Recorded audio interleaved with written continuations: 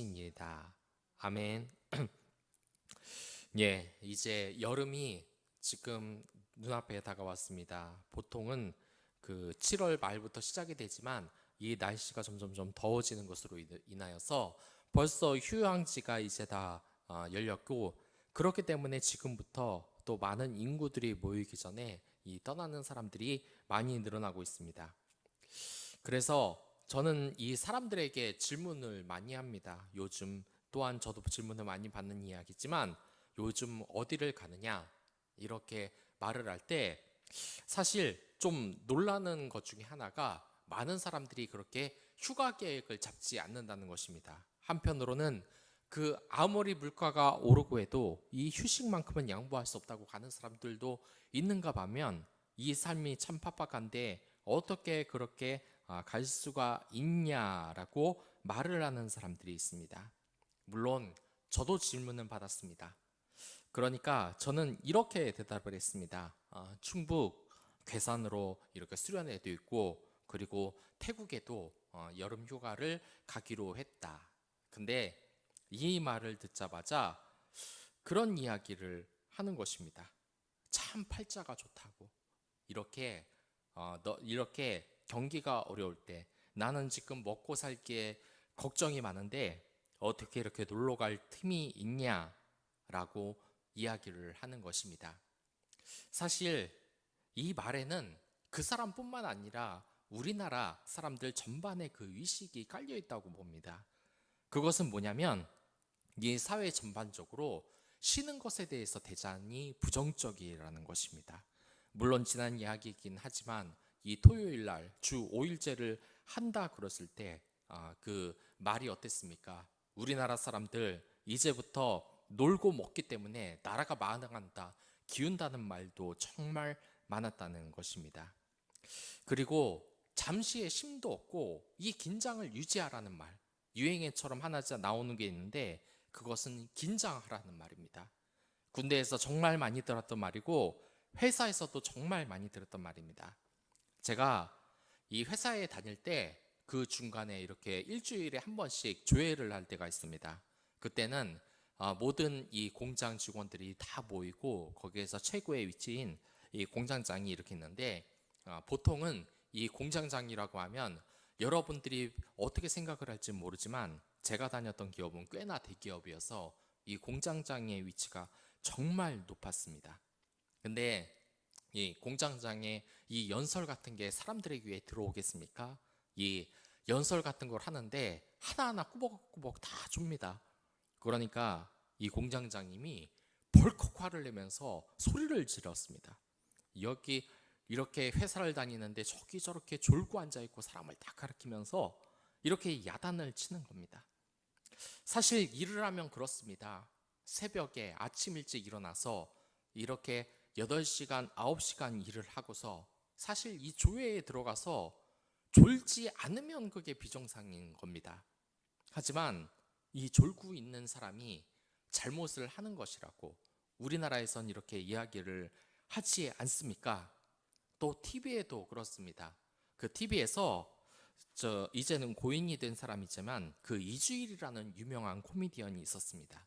근데 이 사람이, 여러분들이 잘 기억을 하실지 모르지만, 이 국회의원을 해본 적이 있습니다. 그때는 국회의원을 하고 나왔는데, 그때 가장 화두가 뭐였냐면, 이 국회의원들을 조는 모습을 카메라로 비추고 우리의 세금을 먹는 이 국회의원들을 한번 보라고, 저렇게 쿨쿨 자고 있다고 이러는 것을 대대적으로 뉴스에 보도하면서 국회의원을 욕했던 적도 있습니다. 물론 그런 국회의원들의 모든 것이 만족스러운 것은 아니지만, 그 이주일 씨가 그렇게 이야기를 하는 겁니다. 하루 종일 일하고 정말 쉴 틈이 없다. 근데 가만히 앉아 있으면 안 졸려고 해도 그게 정말 견디기가 힘들다라고 하는 것이었습니다. 예, 근데 오늘 본문의 이 사람도 그렇습니다. 우리처럼 심히 혈압이 되지 않는 사람, 하나의 긴장감도 놓을 수 없는 인생을 산 사람이 이 시편을 썼습니다.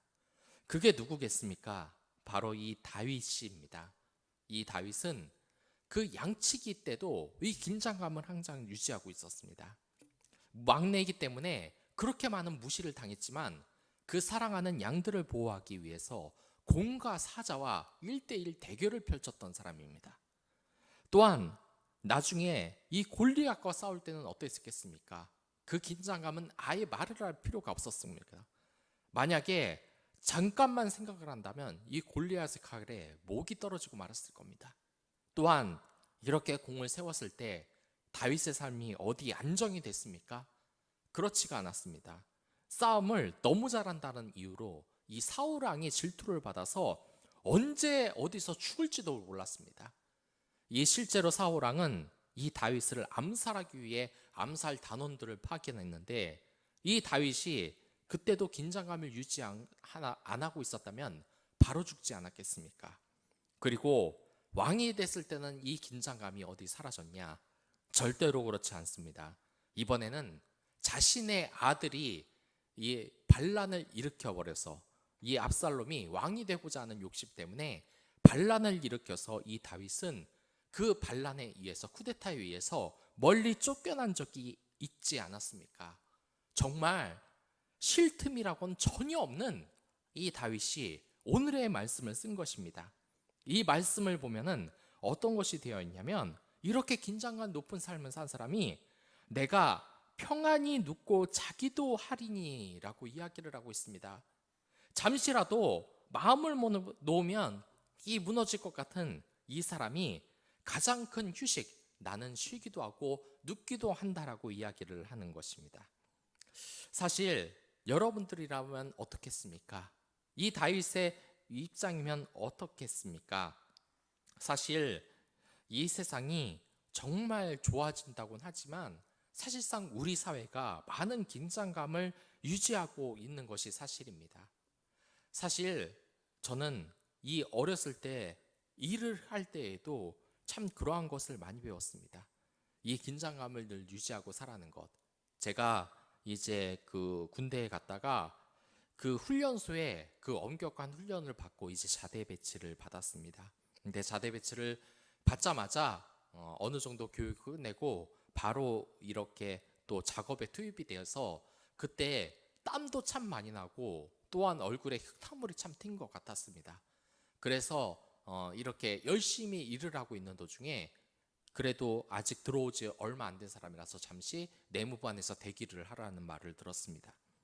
그래서 이 내무반에서 그 얼굴에 땀하고 흙탕물이 묻었을까봐 그 거울을 한번 본 적이 있습니다. 그랬더니만 고참이 그 창문을 통해서 제가 거울을 보고 있는 모습을 본 겁니다. 그러더니만 문을 탁 열면서 저에게 쌍욕을 내뱉는 겁니다. 너 이등병 이게 어디서 거울을 보냐고. 그러면서 정말 듣기에 민망한 그런 욕을 많이 했습니다. 근데 그때 제가 어떻게 대답을 했는지 아십니까? 잘못했다고 했습니다. 그리고 이등병은 절대로 거울을 보면 안 되는 거구나. 그리고 그게 정답인 줄만 알았습니다. 그리고 나중에는 알고 보니까 이 이등병은 신문도 읽어서는 안 된다는 겁니다.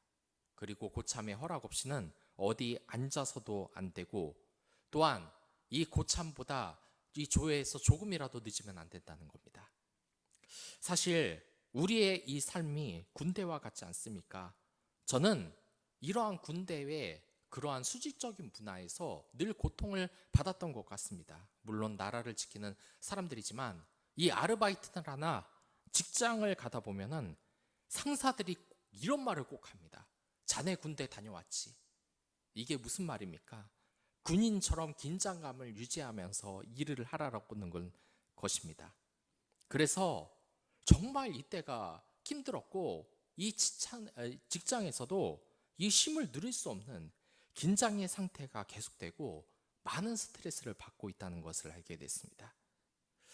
그래서 만약에 이것은 저뿐만 아니라 많은 사람들의 그러한 영향을 지금 받고 있는 것이 아니겠습니까?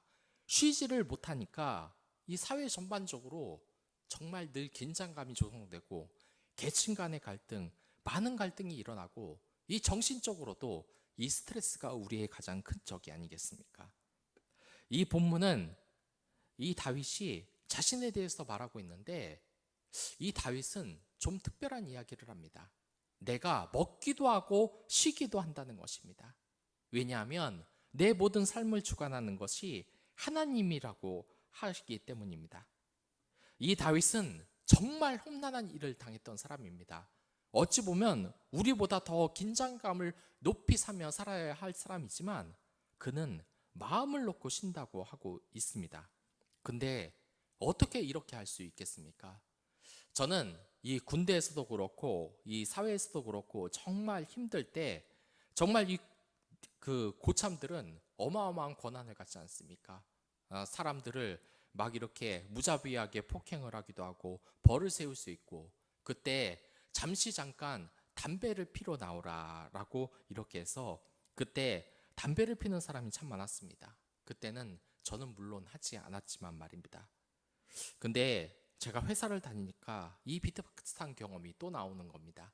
어떤 한 그 회사원이 담배를 끌었는데 다시 담배를 핀다는 겁니다. 왜 피냐 그러니까 너무 스트레스를 받아서 담배를 필 수밖에 없다는 겁니다.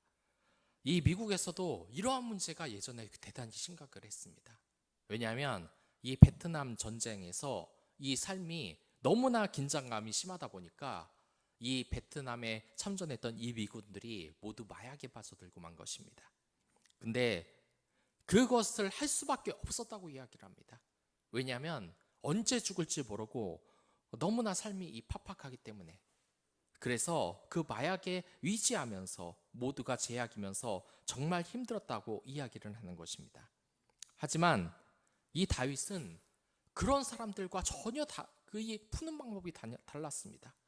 이 다윗은 이 사울왕에게 욕먹어서 자존감이 떨어지고 자기 형한테 이 싸움 구경이나 하려는 못된 애 취급을 받으면서 그 열이 받았을 때 정말 힘들다고 어디 가서 구석에서 담배나 한번 뻑뻑 피자고 담배를 피는 사람이 아니었다는 겁니다. 이 다윗은 다른 것이 아니라 자신의 힘든 마음을 이 시편에서 모조리 털어놓고 이 주님 앞에서 늘 힘을 유지했다는 겁니다. 그리고 하나님이 날 보호하심을 늘 알기 때문에 나는 주저하지 않으며 오로지 하나님만 의지하고 모든 것을 맡기고 나는 잘 수 있다는 그러한 말을 할 수 있다는 겁니다. 사실 우리가 생각을 해보면 이런 하나님의 은혜가 어떻게 온 것인가, 또한 하나님이 왜 이러시는가에 대한 의문이 나타날 수 있고, 또한 정말 하나님이 우리를 보호해 주시나, 이 다윗과 같이 나는 도저히 못하겠다는 생각을 하기도 합니다. 자, 근데 이 하나님이 왜 우리를 이렇게 평안하게 해주시는 것입니까? 왜 믿는 자들을 편안하게 해주시는 겁니까? 그것은 우리가 그들의 아들, 딸이기 때문입니다. 이 아기를 한번 보시기 바랍니다. 저는 이 비행기에서 이 어머니가 아기를 데려온 것을 한번 봤습니다. 그 아기를 데려가서 정말 소중히 이렇게 데려오는데 다른 모든 그 여자분들이 이 아기를 자기 아이처럼 보살펴 주는 것입니다. 또한 이 교도소에도 그렇습니다. 교도소에서 이 아기는 굉장히 정서적으로 밝아지고 대단히 정신이 건강해질 확률이 높은데, 그 이유가 뭐냐면 그 교도소에 있는 이 여자들이 모두 그 아기를 정말 사랑하며 다들 보살펴 주기 때문이라는 겁니다. 오히려 이 범죄를 짓지 않았던 그런 보통 가정의 아이들은 어머니들이 다 바쁘게 일을 하러 가서 오히려 그 애정 결핍을 느끼며 클 때 정서적으로 더 불안하다는 겁니다. 아무튼 이렇게 평안히 눕고 자는 것은 우리가 하나님 아버지 때문에 그렇다는 것을 바로 알 수 있다는 겁니다. 그렇기 때문에 이 다윗은 다른 무엇보다도 이 하나님을 의지하며 앞으로 나아갈 수 있었던 겁니다. 그런데 우리가 한 가지 고민이 되는 것이 있습니다. 나는 똑같이 하나님을 의지하는데 왜 이렇게 삶이 팍팍하고 어렵기만 한가? 그러나 여러분들 전혀 그렇지 않다는 겁니다. 저는 이 성도들의 고민을 이야기할 때 그들에게 꼭 이야기를 합니다. 기도를 하라고, 말씀을 읽으라고. 근데 대부분 성도들이 뚱한 표정이나 대본에 이렇게 말을 합니다. 아무리 이거 기도할 기분이 안 난다. 기도한다고 아무것도 달라지지 않는다. 기도하면 뭐가 되냐 이러면서 이 다윗과 같이 이렇게 눕고 쉬고 평안히 앞날을 걱정하지 말라 그래도 고민이 되고 그렇다는 겁니다. 그런데 이것이 왜 그렇겠습니까? 이 하나님이 정말 좋으신 분인데 왜 기도를 하라 그러겠습니까? 그것은 이 하나님에 대해서 알아야 되기 때문입니다. 여러분들의 삶을 한번 상상해 보시기 바랍니다. 기도할 일도 전혀 없고 맨날 평안한 하나님의 은혜만 받으면 뭐 하겠습니까? 결국 인간은 교만하기 때문에 어떤 일이 벌어지냐? 내가 지금 행복한 것은 다 내 탓이다. 내가 지금 행복한 것은 뭐 하나님 때문이 아니라 그냥 나 자신이 이렇게 잘 사먹고 잘 사기 때문이다. 하나님을 잊어버릴 염려가 있기 때문에 하나님은 이 기도를 함으로써 그 고난을 이길 힘을 주시는 겁니다. 그렇기 때문에 우리가 이 기도를 하면서 하나님께 모든 것을 맡기는 그 과정, 그리고 그 은혜를 체험해야만 하나님을 믿기 때문에, 결국 하나님을 믿고 구원을 받기 때문에 하나님이 우리에게 이렇게 매번 기도를 하며 쉼을 누리며 평안히 쉬라고 이야기를 하는 겁니다. 근데 이런 질문도 또 받습니다. 목사님, 나는 이렇게 기도를 많이 하는데 왜 하나님이 소원을 하나도 안 들어주시냐? 하나님께서 왜 내 기도는 하나도 안 들어주시냐? 그런데 그런 것에는 여러분의 모습을 먼저 살펴봐야 된다는 겁니다. 매번 세상적인 기도를 한다는 사람들, 저는 이 배우자 기도를 한다면서 배우자의 기도 제목 요건을 3가지를 했는데 이렇게 기도하는 사람들을 봤습니다. 키가 180 이상이고 얼굴도 훤칠하게 생겼으며 5개 국어가 가능해야 되고 이 연봉은 8천을 넘어야 된다. 근데 그런 기도를 하나님이 들어주시겠습니까? 여러분들의 기도가 제대로 듣지 않는 것은 그것이 여러분들의 정욕만을 위한 기도이기 때문입니다. 그 기도를 제목을 한번 보면 아들 빨리 명문대 가게 해주세요. 그리고 빨리 제가 사는 사업이 100% 성공을 해서 돈을 많이 벌고 해주세요. 그러나 하나님에 대한 믿음 없이 그냥 물질적인 욕심에 눈이 먼 이러한 기도는 축복도 아니고 여러분들에게도 결코 좋은 것이 아닌 것입니다. 일례로 이 복권을 갖는 사람들은 어떻습니까? 복권에 당첨된 사람들 중에 한 70% 정도는 가지고 있는 돈을 모두 탕진한다고 합니다. 왜 그렇습니까? 그들이 이 많은 돈을 관리할 그러한 능력이 없기 때문입니다. 그건 마찬가지입니다. 여러분들이 하나님의 그 복을 받지 못한다면은 여러분들이나 저나 아직까지나 그것을 감당하지 못하기 때문입니다. 저 또한 이 배우자 기도를 10년 넘게 했지만 배우자를 참 안 주셨습니다. 근데 나중에는 그 사실을 알게 됐습니다. 왜냐? 그때 그 배우자의 기도에 내 마음속에 세상적인 것이 들어가 있지 않았나? 예쁜 여자를 바라지 않았나? 돈이 많은 여자를 바라지 않았나? 따지는 것이 있지 않았냐라는 겁니다. 근데 이러한 것을 모두 접어놓고 내 자신이 하나님에 맞는 기도를 하면, 뜻에 맞는 기도를 하면 하나님은 그것을 들어준다는 것입니다. 이 조지 밀러는 어떻습니까? 이 기도를 한 이 사람은 정말 수많은 이 고아의 아이들을 위하여서 기도를 했습니다. 다른 사람과 똑같이 많은 돈은 달라고 기도를 했지만 그의 목표는 자신이 잘 먹고 잘 살기 위한 것이 아니라 이 아이들을 먹고 살리기 위해서 기도를 한 것입니다. 그렇게 이웃사랑을 위한 기도를 했을 때 하나님은 그 기도에 응답을 했고, 이 조지 밀러는 많은 어린이들을 먹여 살리는 그러한 후원금을 받지 않았습니까? 우리가 기도가 전혀 안 된다는 것은 하나님의 뜻에 합당한 기도를 전혀 안 하기 때문입니다. 또한 어떤 경우가 또 있냐? 하나님에게 그 합당한 행동을 전혀 안 하면서입니다. 그리스도인으로서 그 이웃을 사랑하고 하나님을 사랑해야 되는데 이 하나님을 사랑한다는 이 사람들이 예배를 정말 쉽게 여기고, 또한 아무렇지도 않게 타로점을 보러 가고, 또한 아무렇지도 않게 이 주님의 말씀에 벗어난 다른 종교에 심취하고, 그런 것이 그 어떤 존중이라고 생각을 한다는 것.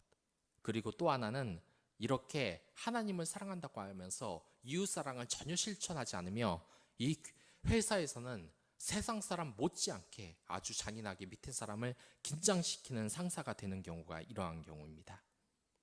사실 이제부터는 우리가 쉬어야 될 때입니다. 여러분뿐만이 아니라 이 평소에도 이제 이러한 긴장감을 갖지 않고 심을 누겨야 되는 겁니다.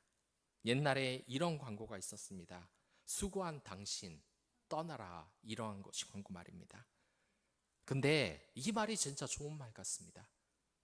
여러분들 많이 수고하지 않았습니까? 근데 왜 쉬러 가지 못하는 겁니까?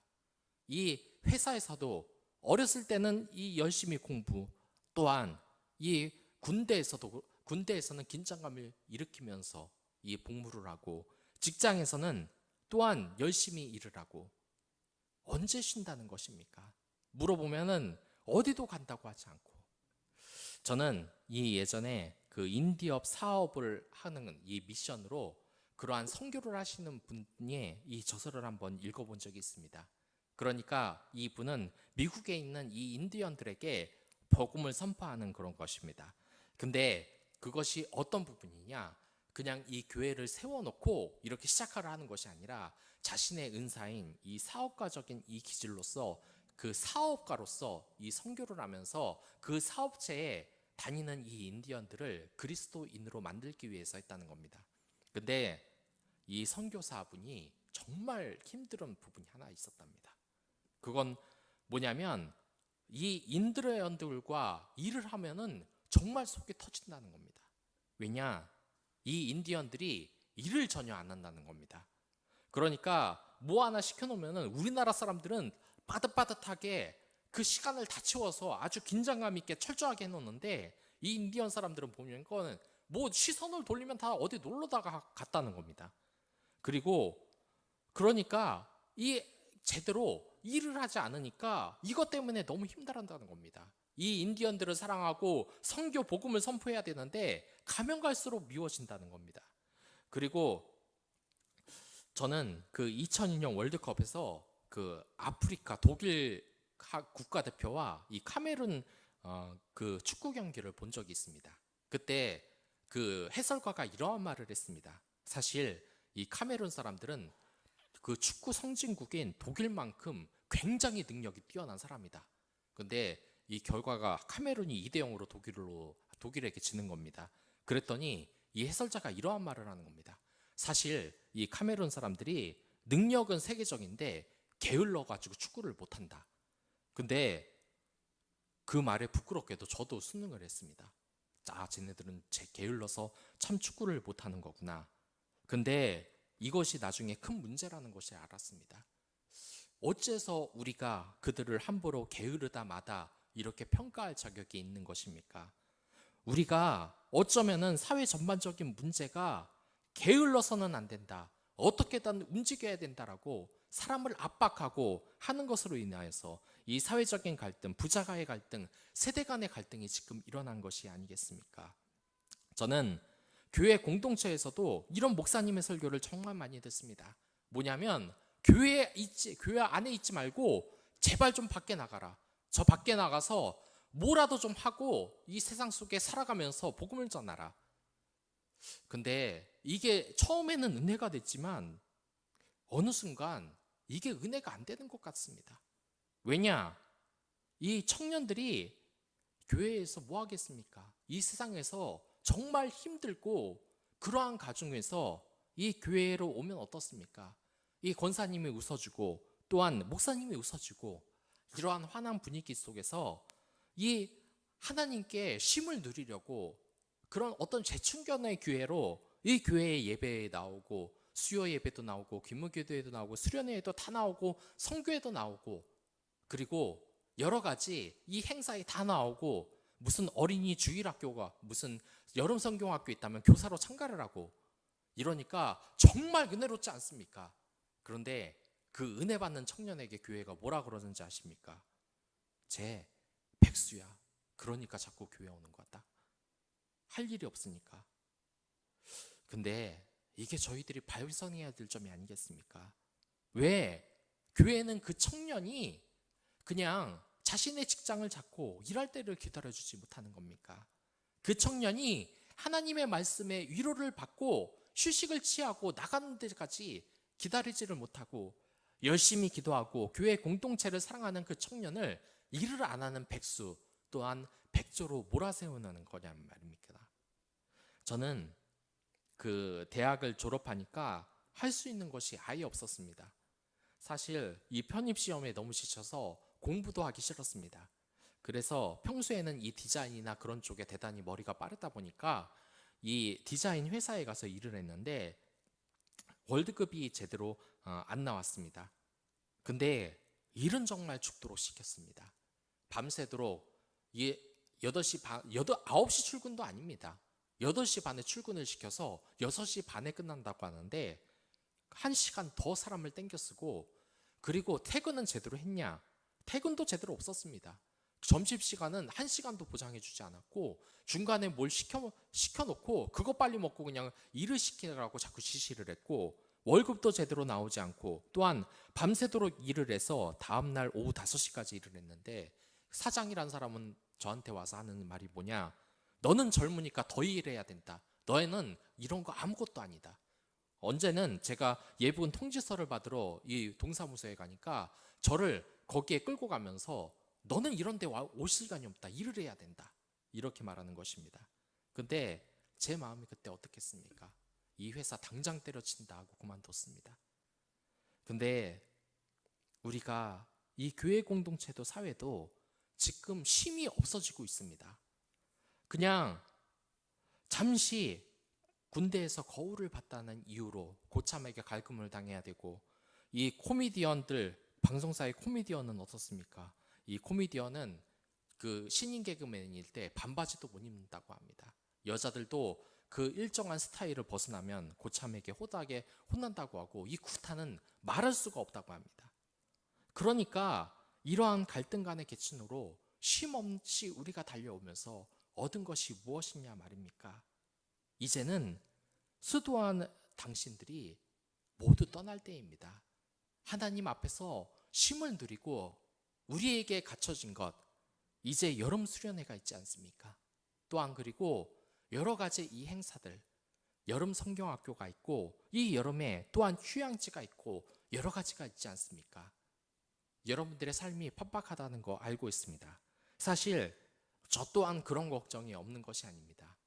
그럼에도 불구하고 하나님께 모든 것을 맡기며 이번에는 쉬기를 바라겠습니다. 수고한 당신 떠나라처럼 여러분들이 주님에게 모든 걸 맡기며 이제 일에 중독되지 말고 그리고 다른 사람들을 일에 중독시키며 그들이 제대로 일을 안 한다고 닥달하는 선배가 되는 것이 아니라 이 세상을 쉼이 있는 세상, 말씀이 있는 세상으로 한번 바꿔보자는 겁니다. 저는 알바했을 때가 기억이 납니다. 그때 참 욕을 많이 먹었습니다. 허리가 부러져라 막 이것저것 옮기고 하는데 그 선배들은 하는 말이 고작 수고했다는 말 한마디 없고 눈치가 넌 떨어진다. 빨랑빨랑 안 하냐 더 빨리 해라 라는 것이었습니다. 우리가 이제는 쉼을 누릴 때가 됐습니다. 그리고 이 밑에 우리의 다음 세대를 위하여서 여러분들은 이제 점점 사회의 지도층이 될 것입니다.